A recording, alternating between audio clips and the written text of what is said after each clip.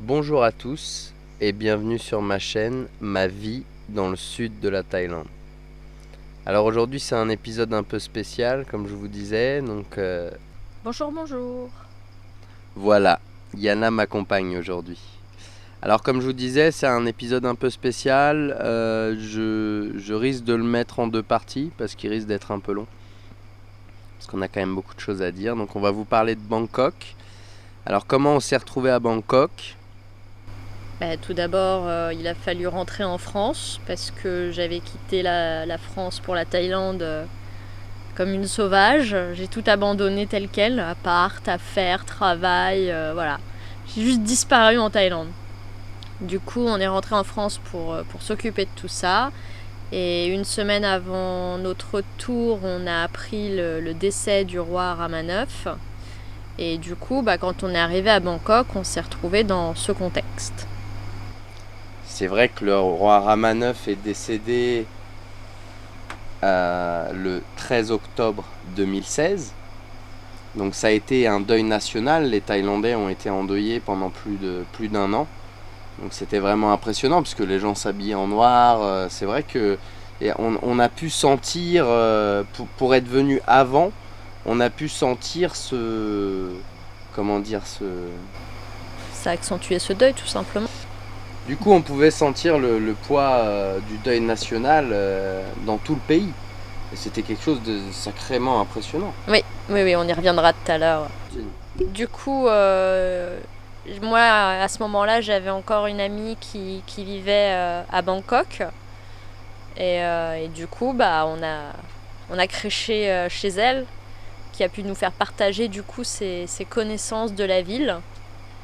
Voilà, quand on est revenu en Thaïlande, parce qu'on est parti très peu de temps en fait. On est parti 3 semaines. Ouais, entre 3 semaines Voilà, et un mois à peu près. on est à peu près revenu en France 3 semaines, le temps de rendre les affaires de Yana, son appartement, tout ça. Et après ça, on est revenu donc par Bangkok. On est resté 4 jours, 3 nuits.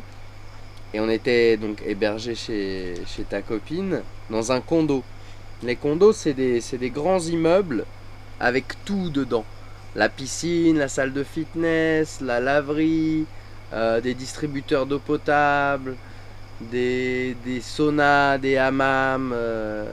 Enfin voilà, c'est des super immeubles avec tout inclus. Et vous avez des apparts tout équipés, tout fournis, avec le lit, la télé, le four, le microscope, non, le micro-ondes. Micro-ondes. Euh, Tout ça pour la somme modique de 300-350 euros. Voilà, même pas, ouais, 300 euros en fait, hein, c'est ça à peu près. 300 euros, 500 euros pour un deux pièces. Non, c'est vraiment quelque chose de très agréable. Si vous venez à Bangkok, je vous conseille de vous trouver un condo parce que, spécialement si vous voulez vous installer ici et que vous avez un revenu largement, on va dire, élevé pour pouvoir vous prendre un appart à 300-400 euros, je vous conseille de vous prendre un super appart avec une super vue sur Bangkok. Parce que quand vous êtes à Bangkok, des fois, vous passerez des journées déprimantes à cause du temps ou à cause d'une arnaque. Et vous serez content d'être confortablement chez vous en sécurité. Du coup, Du coup, on est arrivé à Bangkok. On a pris un taxi qui nous a coûté une blinde parce que c'était bouché. Comme c'est souvent le cas à Bangkok. à Bangkok, je vous conseille de prendre les transports comme les bus Ou le ou les bus BTS. parce que ça vous reviendra moins cher et que ce sera le même temps de trajet de toute façon. On est arrivé dans ce condo au 17e étage. L'avantage c'est qu'il n'y avait pas de vis-à-vis. Donc s'il y avait une vue canon. Et que en fait l'appartement il se divisait en deux parties. Donc salon cuisine et chambre et salle de bain. Et dans les deux parties, vous aviez une baie vitrée complète, du sol au plafond de 3 mètres sur 3 avec une vue magnifique sur Bangkok. Et c'est vrai qu'on en a profité, surtout qu'un soir il y a eu des orages et c'était vraiment Ouais. magnifique d'observer les éclairs d'en haut. Hein. Et c'est vrai qu'on a eu un super séjour. En plus, elle a été royale, elle nous a laissé la chambre parce que son ami était en Inde à ce moment-là. Et son lit était génial. Donc le lit avec vue sur Bangkok la nuit. Ah ouais, on a vraiment passé un bon moment. Ouais, c'était magnifique. Donc le premier jour, on a découvert le BTS. C'est un genre de métro aérien. Qui est assez abordable en termes de prix, hein. Oui, Et puis oui. vous payez à la station, donc c'est pas excessif. Nous, on vous conseille de faire la carte. Il y a une carte à faire, c'est plus facile. Vous mettez de l'argent sur la carte et c'est plus simple. Vous pouvez vous déplacer plus facilement. Plutôt qu'à chaque station devoir regarder, devoir essayer de payer, etc. Des fois, c'est pas forcément pratique. C'est clair. Donc prenez une carte, vous mettez de l'argent dessus et comme ça vous pouvez vous balader comme un pass Navigo. Et c'est vrai que le BTS c'est assez cool parce que contrairement à chez nous, en Thaïlande, à Bangkok, la plupart des gens ont quand même le respect des uns et des autres. Donc ça veut dire qu'on laisse bien les gens sortir et les gens qui étaient là avant toi, bah, ils rentreront avant toi dans le métro. Ce qui veut dire que si le BTS est plein, et bah les gens qui étaient arrivés en dernier, ils attendent sur le quai le prochain. C'est comme ça que ça se passe. Il n'y a pas de bousculade, il n'y a pas de gens qui se poussent. C'est un peu comme au Japon, les gens ils sont plutôt disciplinés là-dessus parce que ça sert à rien de se prendre la tête. T'es en retard, de toute façon, ça changera rien à ta vie. Et donc on a découvert le BTS et la première fois qu'on l'a pris, c'est pour aller dans un grand centre commercial.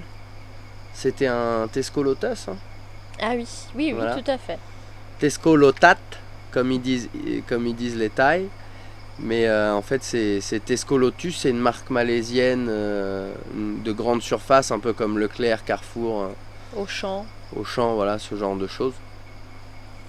Et c'est vrai c'était la première fois pour nous qu'on allait dans un grand magasin en Thaïlande et qu'on découvrait un peu les produits.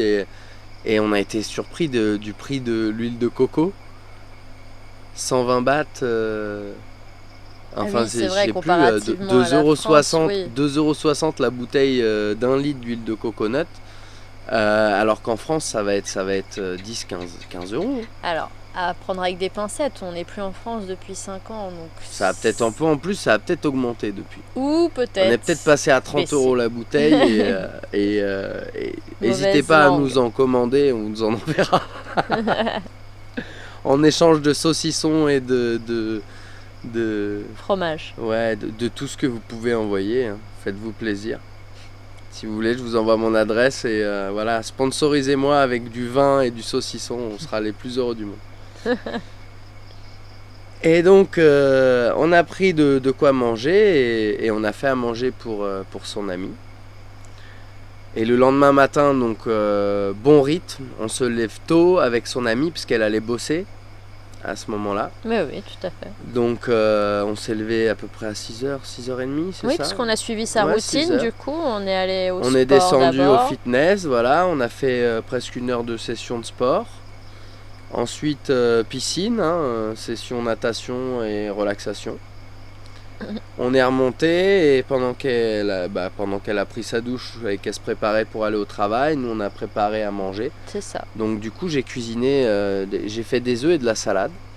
Donc la vinaigrette je l'ai fait avec de l'huile de coco et c'était assez super sympa. Bon.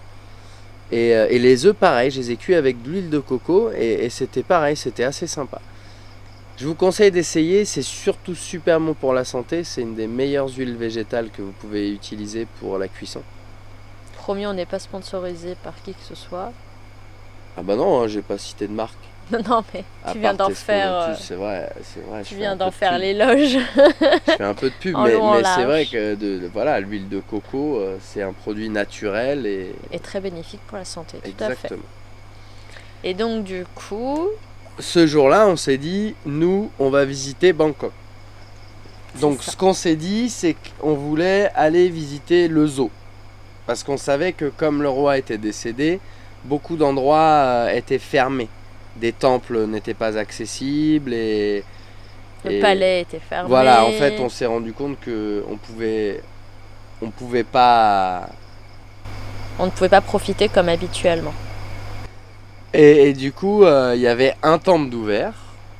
il restait un temple d'ouvert Et le zoo. et le zoo. Du coup, on s'est dit, bah vas-y, bingo, on va aller au zoo. Et on a essayé de se débrouiller par nous-mêmes. Déjà, marcher dans un premier temps, prendre le BTS, essayer de prendre un bus, continuer à marcher, éviter les tuk-tuk, de pas se faire arnaquer, voilà. Et puis on aime bien marcher, enfin, on découvre tellement de choses en marchant. Et en fait, je pense que c'est aussi ça qui nous avait poussé à marcher, c'est que la première fois que je suis venue à Bangkok, en allant, en cherchant à visiter un temple précis, on y allait à pied avec mes amis et on s'est perdu complètement. Enfin, il y avait un panneau qui était mal indiqué et on a pris la mauvaise des deux rues. Et on s'est retrouvé à longer un mur qui faisait austère, qui donnait sur une route deux voies. Et au détour de ce mur, il y avait une porte. Et derrière cette porte, il s'est trouvé une deuxième ville de Bangkok. C'est découvert à nos yeux, qui était faite complètement de maisonnées tout en bois. Il y avait des fleurs tout partout. C'était complètement différent de tous les immeubles gratte-ciel et autres. Ça sortait du commun. Et du coup, c'est aussi pour ça que j'avais poussé qu'on marche pas mal pour essayer de découvrir à nouveau des petits endroits secrets comme ça, un peu magnifiques. Et du coup, en marchant, on se faisait quand même interpeller, bien sûr, Oui, on se par faisait les toujours taxis, interpeller par les par- tuk-tuk. Exactement. Où est-ce que tu vas? Je peux t'emmener, blablabla. Et au final, on est tombé sur quelqu'un qui nous a pas proposé de quoi que ce soit. Ce chauffeur de tuk-tuk, il nous a juste demandé ce qu'on cherchait. Et on lui a dit qu'on regardait pour le zoo. Et au début, il me dit, ah bah vous êtes un peu dérouté, c'est pas forcément la bonne direction. Mais de toute façon, à cause de la mort du roi, la route elle est pas accessible jusqu'à 2h de l'après-midi. C'est ça. Donc, il nous propose, pour 100 bahts, de nous emmener faire un tour d'abord, aller visiter 2-3 trucs dans Bangkok et faire quelques boutiques. Et quand il sera l'heure, il nous emmènera au zoo. Donc ça commence, il dit, bon bah voilà, là la boutique où je vous emmène, si vous restez assez longtemps, j'ai le droit à un bon d'essence de 250 bahts, 5 euros et quelques. Donc on rentre dans la boutique, c'est une petite boutique un peu bizarre. Non, on n'a pas pu rentrer. Si, on est rentré. La première, non, on s'est fait jeter. Attends, mais on s'est fait jeter pourquoi? On est rentré dans la boutique, c'était un peu tous les trucs, enfin, comment décrire ce tailleur? C'était un tailleur, et c'était un peu oppressant parce que les murs étaient couverts de vêtements. Je sais pas comment décrire, bon bref, c'était un peu... Oppressant. Oui, un peu oppressant, et c'était un tailleur. La première chose que... C'est vrai que je m'habille, les gens qui me connaissent, ils savent que j'ai pas forcément de style vestimentaire, je fais pas forcément attention à comment je m'habille, particulièrement dans ce pays où on ne juge pas l'habit du moine. Oui, l'habit ne fait pas le moine. Et Où on ne ici juge pas les vêtements. particulièrement, voilà, on ne juge pas les vêtements, la tenue. Et du coup, le tailleur. Ah oui, et le tailleur, du coup, il me dit, tu veux un costume pour... oh là là, ça commençait fort, là, pour 15 000 bahts, ou... Enfin, on est presque à 500 euros, c'est déjà hors budget pour moi. mais de toute façon, je suis pas venu là pour ça, ça m'intéresse pas. Donc moi, je lui dis, est-ce qu'il fait des t-shirts? Et là, il nous a foutu dehors. Parce que je lui ai demandé, est-ce qu'il fait des t-shirts? C'est la deuxième boutique où on n'est même pas rentré. Ah, il me semblait que c'était Non. l'inverse. Donc du coup, bah forcément pas de coupon d'essence. Alors on réessaye. Deuxième boutique, le gars, il a dit dehors direct. Bah Il en m'a fait, on n'a vu, même pas pu rentrer. Ouais, ils il nous a ont pas dit laissé genre, non. rentrer. Donc du coup, ok. Troisième boutique, c'était un peu différent. C'était déjà plus une boutique. Avec des vitrines, avec des ceintures, avec des chaussures, avec des boutons de manchette. Oui, c'était une très grande boutique, en effet, très spacieuse et beaucoup d'objets. Et le chauffeur, il nous a pas dit il faut acheter quelque chose, il nous a dit si vous restez assez longtemps, moi j'ai mon coupon d'essence. Parce que je vous ai amené dans la boutique. Et du coup, nous, on s'est dit, c'est parfait, il y a une tonne de boutons de manchette, Oh là une là, tonne d'affaires, on a tout on va détaillé. tout regarder au détail. Mais bon, la ceinture 500 euros, le bouton de manchette 300 euros. Enfin, je suis désolé, déjà en France, je me permettrais pas d'acheter un bouton de manchette 300 euros. C'est pas en Thaïlande, dans un pays qui a des taxes bien inférieures aux nôtres, que je vais acheter ça. Ça me paraît un peu insensé en sachant que, sans vous mentir, la plupart des choses qui sont là, c'est de la contrefaçon. Du coup, On voilà, a regardé tout au détail. on a regardé tout au détail jusqu'au moment où, parce que je vous avoue que pour l'instant, toutes les boutiques c'était des Pakistanais. Hein, on n'a pas croisé de Thaï à ce moment-là. Pakistanais ou indien, ouais, je sais pas. Ouais, enfin, il me semble que c'est Pakistanais. Donc, quand le gars il a compris qu'on n'achèterait rien, il a fini par nous mettre dehors et il n'a pas donné le coupon en prétextant qu'on n'avait rien acheté. Donc nous, à ce moment-là, on n'avait pas tout à fait compris qu'il fallait absolument qu'on achète quelque chose. On a juste compris qu'il fallait qu'on passe du temps. Et du coup, on s'est dit, ça commence à Enfin, suffire, ouais, voilà, quoi. voilà, Est-ce bon, qu'on on a peut joué pas, le est-ce jeu. qu'on peut pas lui On a joué le payer jeu, nous c'est cette bon, voilà. foutue essence et passer à autre chose, Exactement. Je lui ai dit, écoute, voilà, ils te l'ont pas donné, voilà, ça a pas marché. Moi, j'achèterai pas de trucs dans leur boutique. Je te le paye le bon d'essence. Les 250 bahts, je te les paye. Il a dit non, on fait une dernière boutique, Bon, ok. Allez, j'accepte la dernière boutique en espérant que c'est pas des fringues. On arrive dans cette dernière boutique, on rentre, c'est encore un tailleur, bien sûr. Et là, je vous avoue que je commençais un peu à m'énerver. Parce que je lui dis pas des fringues et il m'emmène dans un magasin de fringues, donc je me dis, est-ce qu'il me prendrait pas un peu pour un con ? Et au final, non, on nous emmène dans la cabine d'essayage, Yana et moi. Et le mec, il appuie sur un bouton et le miroir s'ouvre. Passage secret. Avec un couloir et des escaliers. Donc en haut des escaliers, il y a une boutique cachée avec que de la contrefaçon. Sac, montre, Voilà. lunettes de soleil, toute la gamme. Mais le pire, c'est que c'est de la mauvaise contrefaçon. Parce que c'était très facile de trouver les défauts. Ah bah, comme il fallait passer du temps, pareil, on a bien tout détaillé, tous les défauts, on s'est bien amusé. Ouais, et le problème, c'est que, ok, c'est de la contrefaçon, c'est un peu caché, c'est très amusant. Mais quand tu demandes le prix, on te dit 200 euros. Tu te dis, mais merde, il me semble que le Louis Vuitton, il est pas si loin des 200 euros finalement. Je préfère acheter un vrai à 300 euros ou 400 euros plutôt qu'une contrefaçon qui, pour moi, ça vaut même pas 10 euros ça. Ah non, elles sont beaucoup trop visibles, il y en a énormément qui sautent aux yeux. Donc ouais, clairement c'est de l'arnaque, je me voyais pas acheter quoi que ce soit. Même les lunettes les fausses Ray-Ban, ils les vendaient une fortune. Il y avait rien en dessous de 1000 bahts, il y avait rien en dessous de 25 euros. Voilà. Et pour moi, enfin, il y a rien qui valait plus de 25 euros. Donc on n'a rien acheté, on est descendu, on a attendu le chauffeur parce que je sais pas ce qu'il foutait, et il était parti manger avec la famille ou la famille de la boutique où on était, là au fond du couloir. C'est vrai. Et quand il est revenu, il commence à me faire un cinéma comme quoi j'ai rien acheté. Mais je lui ai dit, moi, enfin... Ça nous intéresse pas ? Voilà, j'ai pas d'intérêt d'acheter ça et puis c'est trop cher. Faut pas me prendre pour un imbécile, c'est beaucoup trop cher. Enfin, il m'a mal regardé le gars, je m'habille simplement, je suis quelqu'un de simple. Je vais pas dépenser 20 000, 30 000 bahts, enfin 500 euros la journée, c'est pas du tout mon budget. Moi 500 euros c'est mon budget pour tout mon séjour à Bangkok. Je vais pas le claquer dans un truc qui me sera pas utile. Donc non, on n'a pas... Bref.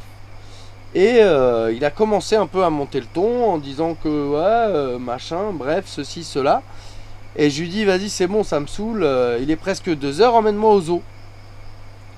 Et là, il a le culot de me dire, ah bah non, parce que à 2h, il ferme la route à cause de la mort du roi. Ce ne sera plus accessible.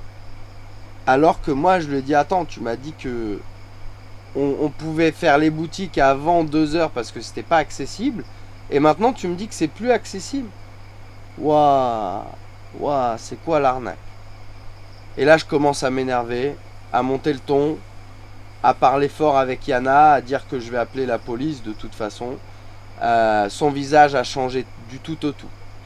Je peux vous garantir que n'hésitez pas à contacter la police. Il y a La des gens police qui disent, touristique ouais, est il y a des vraiment gens là. qui disent que la police elle est corrompue, mais je vous garantis que quand un touriste il se fait arnaquer, la police elle se fera un plaisir d'attraper le mec qui essaye Oui. de vous arnaquer. Parce que ça leur permettra de monter en grade de toute façon. Et puis l'image du pays, enfin, ils sont pas là Et ils pour ont besoin de arnaquer. touristes. Hein, Bah oui. voilà. C'est comme nous à Paris, hein, quand les touristes ils se font arnaquer, la police elle fait tout pour montrer que bah sentez-vous safe de revenir en France. Voilà. Et du coup, bah, le mec il nous amène au zoo. Et là il y avait les militaires, la police partout qui étaient en train de fermer les rues. Hein. Donc effectivement, ils nous avaient bien pigeonné du début. C'est que les rues elles fermaient à 2 heures. Mais il a joué sur le fait du ah non, t'as du mal comprendre mon ami, tu vois ce que je veux dire? Peut-être que t'as compris que ça fermait que ça fermait avant 2 heures, mais en fait je t'ai dit après, enfin bref, ça puait l'arnaque. Donc il nous a amené au zoo et là on a découvert le zoo de Bangkok. C'est ça. Alors c'est vrai que on est mitigé, on a apprécié, il y a des animaux très sympathiques à fréquenter, À à observer. observer. Après, malheureusement, encore une fois, observer des animaux qui sont pas dans leur milieu naturel, c'est pas forcément agréable. Surtout quand vous pouvez voir que les animaux, ils ont pas l'air forcément très heureux. Et c'est vrai que il y avait des trucs sympas dans le zoo, il y avait des trucs moins sympas. Donc le truc sympa, c'est quand vous rentrez dans le zoo, vous avez un 7-Eleven. Comme je vous disais, c'est les genres de supermarchés ouverts tout le temps, avec tout ce qui a besoin de nécessaire dans l'instant. Voilà, tout. Je vais pas refaire le détail du 7-Eleven. C'est pas l'endroit. On parle du zoo. Et un distributeur ATM Panda. C'est un gros panda et voilà, vous pouvez retirer les sous de ce panda, c'est assez amusant. C'est mignon, ouais. Et après, ils ont plein de stands de nourriture, un peu comme Disneyland. Vous allez trouver des stands de popcorn, des stands de brochettes, tout du long du zoo. C'est vrai que c'est assez appréciable, des stands où vous avez des boissons. Ils ont un grand nombre de variétés Reptile. ouais, de reptiles, de serpents, d'araignées et de crocodiles. Et d'ailleurs, ce qui est très amusant, c'est que les crocodiles, la fenêtre de protection est pas si haute que ça. Vous pouvez passer le bras. Mais vous avez un panneau qui vous indique attention, si vous passez votre bras, le crocodile peut vous manger la main. Et en dessous, c'est illustré avec une vraie photo d'un crocodile avec une main dans la bouche et du sang partout. Ce qui a l'air d'une vraie main, hein, pas Ah. une poupée. Non, non, Et c'est. pareil pour le crocodile, il a l'air bien réel, c'est une vraie photo C'est réelle. c'est peut-être même un des crocodiles du zoo qui a bouffé la main d'un des mecs qui nettoie ou Peut-être. c'est peut-être ils se sont dit vas-y prends en photo, ça fera la photo de sécurité. Comme ça arrivera qu'une fois. Et c'est vrai qu'en général ça arrive qu'une fois. Ah bah, C'est oui. moche mais voilà. La photo, elle parle pour elle-même. Et c'est vrai qu'ils ont un spectacle d'oiseaux, non? Non, ils avaient. C'est pas un spectacle, ils font juste le nourrissage des animaux sur des horaires où tu peux Mm. venir voir. Donc à ce C'est moment-là, vrai. ils vont expliquer à propos de l'animal. Et ils avaient même des ours assez marrants. Il y avait les ratons laveurs aussi. Et les loutres? Et les loutres. Mais on n'a pas vu le repas des loutres. On a entendu les loutres crier Ouais. pour. C'est un cri terrible pour ceux qui ne connaissent pas. Et du coup, on a vu les ours et les ratons laveurs. Libre à vous de visiter le zoo, mais vous attendez pas à quelque chose de fou. Moi, je trouve que Toari, c'est un plus beau concept. Les réserves naturelles, pour observer dans leur milieu naturel, bien sûr à vos risques et périls, parce que c'est ça la vie, la vie Sauvage. sauvage. C'est quand vous croisez un tigre, il y a une chance qu'il vous attaque et qu'il vous tue. C'est pas comme à Phuket où vous avez une chance de prendre en photo avec un pauvre tigre qui, euh, qui s'est fait droguer à la kétamine. Ou un éléphant qui s'est fait maltraiter par l'homme et malheureusement vous le croisez en forêt et lui tout ce qu'il se rappelle c'est qu'il a été maltraité par un de vos confrères, un de vos congénères et il y a des chances qu'il vous attaque. Et votre réaction fera toute la suite. Voilà, c'est comme ça.